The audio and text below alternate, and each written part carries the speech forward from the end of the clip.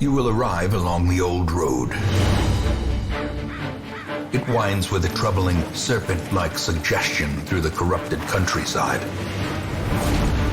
leading only, I fear, to ever more tenebrous places. There is a sickness in the ancient pitted cobbles of the old road, and on its writhing path you will face viciousness, violence, and perhaps other damnably transcendent terrors.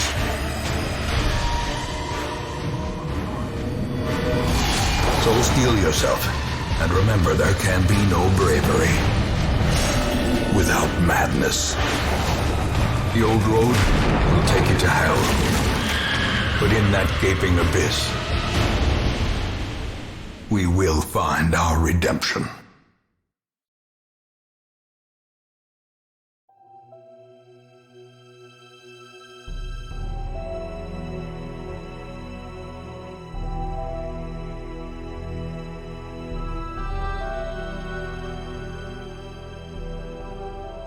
With our stagecoach in ruins, and the caretaker's manic laughter far off in the distance, the duo of mercenaries and I are left to make way for the hamlet on our own. Between his bouts of insanity, the caretaker informed us of the infestation that has plagued the road, brigands who call these woods their own. This unlawful intrusion will not go unpunished. My notes and the few remaining supplies have been collected and stowed away in the only surviving bag from the crash. I have no quarrel with regards to playing the role of the mule. Reynald and Dismas have no need for an overbearing load on their shoulders. The responsibility of our collective safe passage is enough on its own. I know, based on the hastily scrawled maps, that this journey will be brief. A clearing lies ahead, likely the trail the caretaker followed. The grass, trodden over for decades, parted before us. On either side, the brush shielded any outlaw who may stalk us down the beaten path.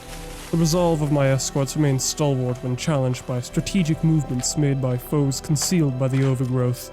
From the bush, a man emerged with an unkempt hygiene, sparingly lit by torchlight.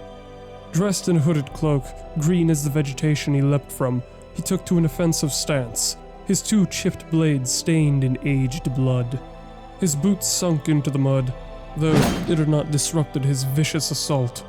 Reynald, clad in depreciating knight's armor, shrugged off the first and final blow, whilst Dismas followed in a display of swift slashes. Before the bandit had a chance to prepare for a second swing, he had fell to the ground with a slit throat and appalled appearance. For years, these cretins must have been without prestigious combatants.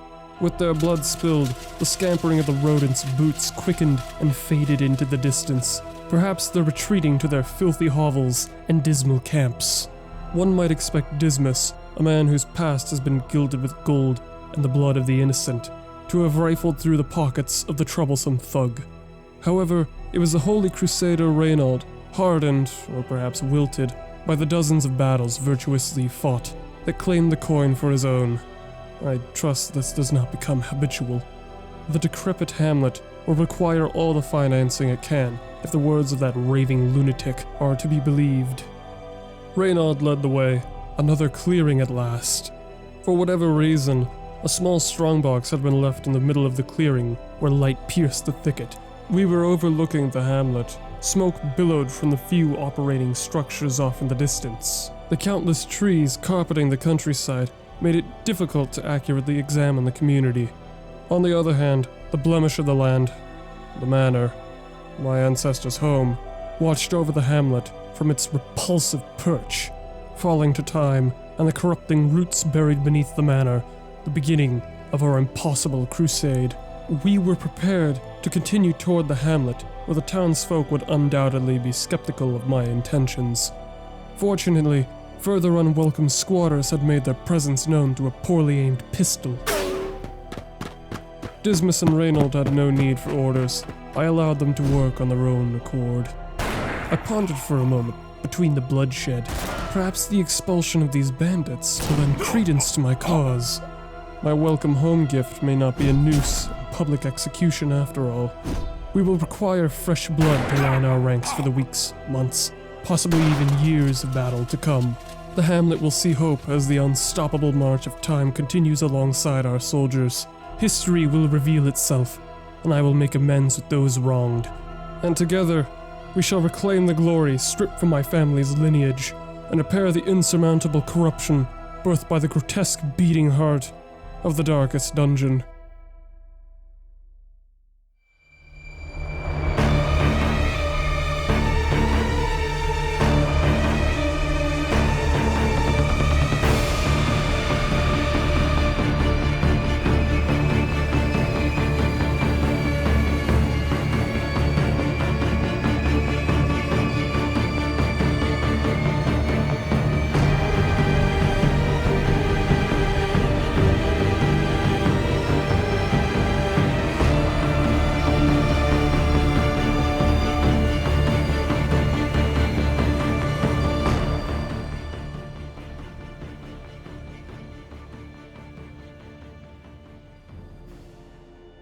Darkest Dungeon is a game published and developed by Red Hook Studios.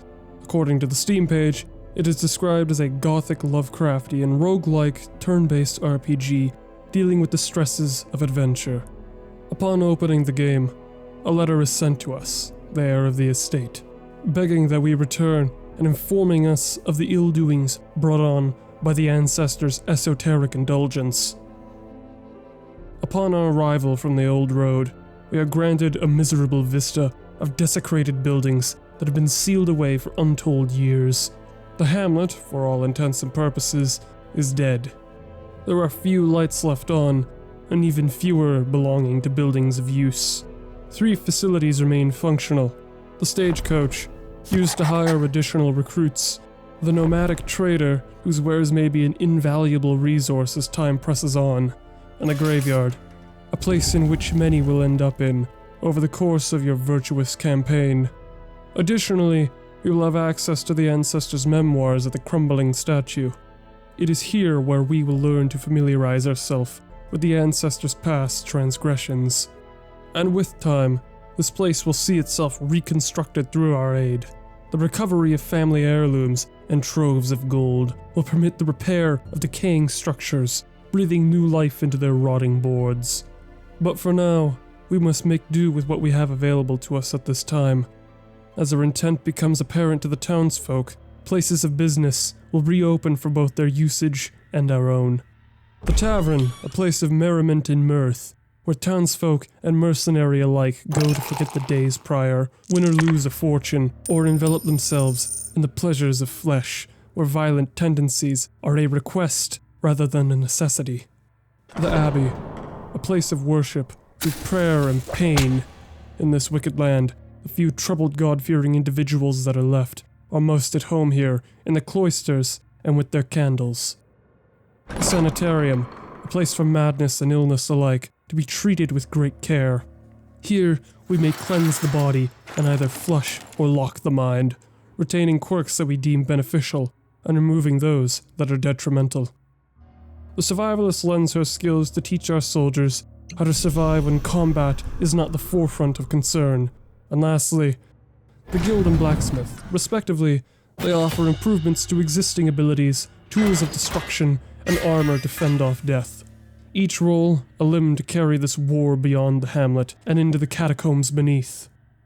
And this war I speak of is one of impossible odds stacked against us. Brigands and the like are the least of our concern when stared down by creatures and experiments of illicit origin. However, the presence is as unwelcome as those twisted by the spreading corruption, and considering their history, it does not bode well for future encounters. The hopelessness begins in the hamlet, left to ruin and rot. It is the ruins that is our first true introduction to the madness that has consumed and repurposed both the living and the dead. Necromancers have congregated in the dusty halls of where a long lineage of soldiers and nobles call their resting place. As one might expect, the necromancers have little interest in allowing the dead to rest. With each generation buried in the crypt, it is another platoon of undead soldiers for the necromancers to command. With more bodies unearthed, the twisted experiments continue. As the weeks push forward, new locations become available. The Weald, an overgrown forest where the old road connects the hamlet to the outside world. Brigands call this place home, lurking in the shadows. Beyond the madmen who inhabit these woods comes another infestation of unnatural origin. A fungus has spread like wildfire across the wooded trails, infecting those through unclear means. The afflicted are beyond saving. Perhaps it is best not to linger. Of all the available locations, none are quite as grotesque as the Warrens, an ancient system of aqueducts and tunnels that have been built and sealed away for an unknown purpose. Prior to the letter having been sent, the Warrens had been used to dispose of corpses. Unlike the fungus-riddled woods above, few brigands dare enter the toxic cesspit for one reason or another. Either the air is putrid enough to send them away running, or the natural inhabitants of the Warrens deter them from entering. The Swinefolk, descendants of the Ancestor's failed and underwhelming results of various blood rituals. These abominations, locked away from the outside world, only wish to kill and feast on the species who imprisoned them. There are, however, exceptional offspring whose tendencies are violent and voracious, and amalgamations whose appetites are insatiable. Continuing the topic of humanoid creatures who wish for our demise, the Cove and its disturbed denizens of the Undertow. Originally, the Cove served a dual purpose, to be used as a means of delivery for both the hamlet supplies and the Ancestor's more questionable relics. Despite the seemingly tame history of the Cove, the Ancestor had a far more sinister usage of the saltwater-soaked caverns, performing rituals and pacts with ancient creatures from below in exchange for valuables when riches turned to dust. These pacts disrupted the alien lifestyle of the fishmen who swam below, bringing them to the surface out of curiosity rather than vengeance. Returning to the surface, an area of the estate long since locked behind gates and finely chiseled stonework signifying beauty and class. The courtyard, my personal favorite. The dignity and grace that this place once held has long been consumed by the overgrowth and a disease that is eerily similar to traditional depictions of vampirism. The difference lies in the transmission and transformation. Some might see charming bloodsuckers, where others would view them as repulsive insects masquerading around as their decadent pasts, now plagued by a blood-borne disease, the Crimson Curse. Those infected are near impossible to cure and require a constant supply of the blood to sustain them. The Crimson Curse can play as a predictable foe, slowly bringing a hero to their end, or a shocking ally at the cost of a vial of blood. Whereas the entire estate is out to eradicate you, the Crimson Curse provides an opportunity to abuse and manipulate a new chaos, so long as the disease does not become unmanageable. Of all places, this would be the last one would assume to find a glimmer of hope. The corruption which we are familiar with stems from the depths of the manor. Something even more alien can be found on the farmstead, replacing what was once a supply of food for the townsfolk of the hamlet. A crystalline sickness from the stars. A comet of peculiar origin had crashed into the old miller's home, leaving his farm as the epicenter. Witnesses had been blinded by the intense radiance of the ever-shifting alien hues of the comet. As for the fate of the miller, he was less than fortunate. Unlike the spreading corruption from below, the comet's influence had been restricted through the careful usage of enchanted stone slabs. However, our infiltration of the farmstead had released a creature as alien as the infection itself. A thing from the stars. And lastly, the titular darkest dungeon, the origin of chaos, the home to a shuffling horror, the final resting place for many heroes. As it is too much to bear, I will not go as far as to spoil this location. I strongly urge you experience it yourself. With these impossible odds towering over us, how are we expected to complete our quest? In each location, there are a handful of curios that we can utilize to strengthen our soldiers, both temporarily and permanently. Reducing stress by torching cocoons of wretched abominations, striking deals with monsters, praying at uncouth shrines for a blessing of strength, examining ancient constructs that leave a lasting impact on a hero's mind, for better or for worse, or embracing natural formations touched by an otherworldly power. But our advantages do not solely lie in the items and landmarks left scattered about in the dungeons. Like each hero, most monsters have an exploitable weakness. If an enemy is incapable of performing an attack from a certain position, we force their movement. If an enemy is susceptible to bleed or blight, stack the effects. If an enemy can be easily stunned and only has one move per turn, stun them. If they lack accuracy, buff your dodging capabilities. If they rely on a high protection value as opposed to a large health pool, use armor penetrating attacks. The list goes on, what with trinkets being a major player in our arsenal. Despite our seemingly impossible odds, with a bit of strategizing, preparation, and luck, we can overcome most threats that we encounter, so long as we keep our composure. Unfortunately, nothing is guaranteed to work out the way we intend. Stress, although possible to heal, is potentially more dangerous than being on the brink of death. All it takes is a mismanaged team and a stroke of bad luck to cause a chain reaction that eventually leads to terrible results. Infighting, misery, self-destruction, hopelessness, a failing mind or a crumbling body, the result is the same. Even when left facing death's door, there is a chance of survival. Resilience or fragility, only time will tell. At the end of it all, or rather the beginning, surely there is someone to be blamed for this outbreak of madness. To nobody's surprise, Darkest Dungeon makes it obvious that the Ancestor is the progenitor of this tidal wave of chaos and corruption that has swept across the estate. In the very first cutscene, when opening the game, it's made perfectly clear. But to what end did the Ancestor reach through his experiments, pacts, and rituals? To save you from lore spoilers, I suggest you leave now. Or stay. If that is of little concern. The Ancestor's legacy that we are tasked to remedy can be found in all locations. The ruins, warrens, the weald, cove, courtyard, and the farmstead. I won't be delving into every little detail, just enough to give you general background information as to how the Ancestor corrupted the land. This won't be covering the Darkest Dungeon itself, only the surrounding area. With each boss encounter, we glean an additional log from the Ancestor's memoir. With further information, his secrets and intent are gradually revealed to us.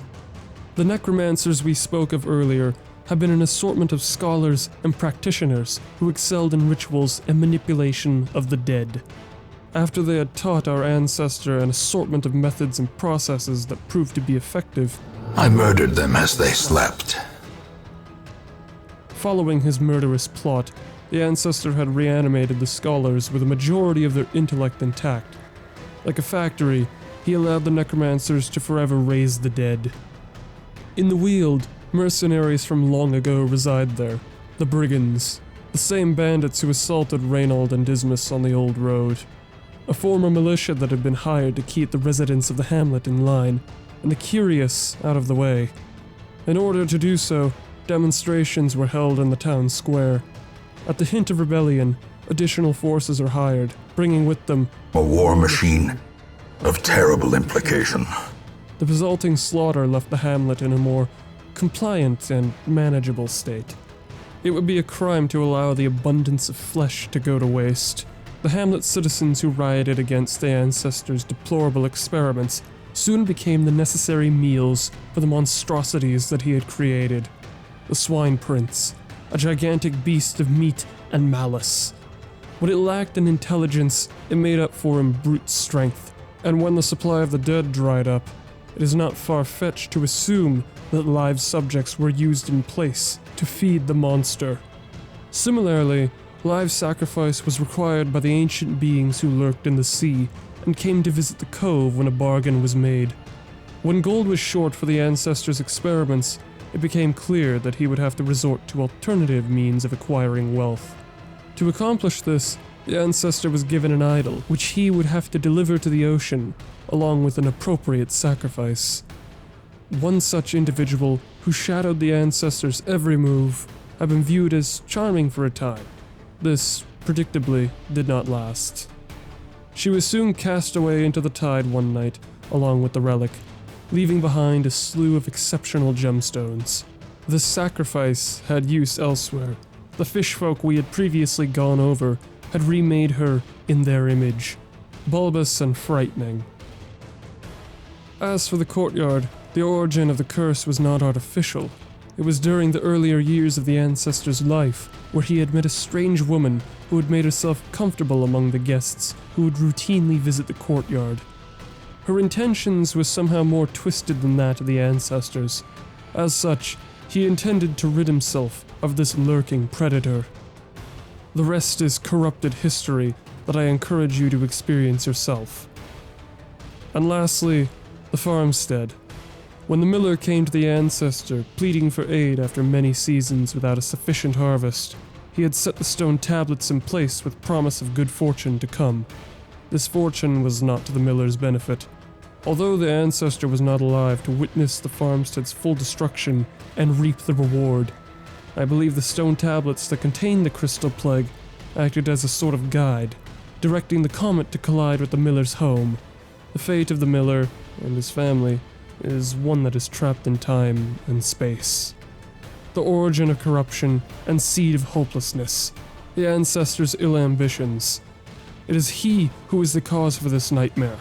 A war against evil where every battle won is another fragment of hope collected, and possibly, by the end of our campaign, the land will be restored to its former glory, and unspeakable things will remain where they belong.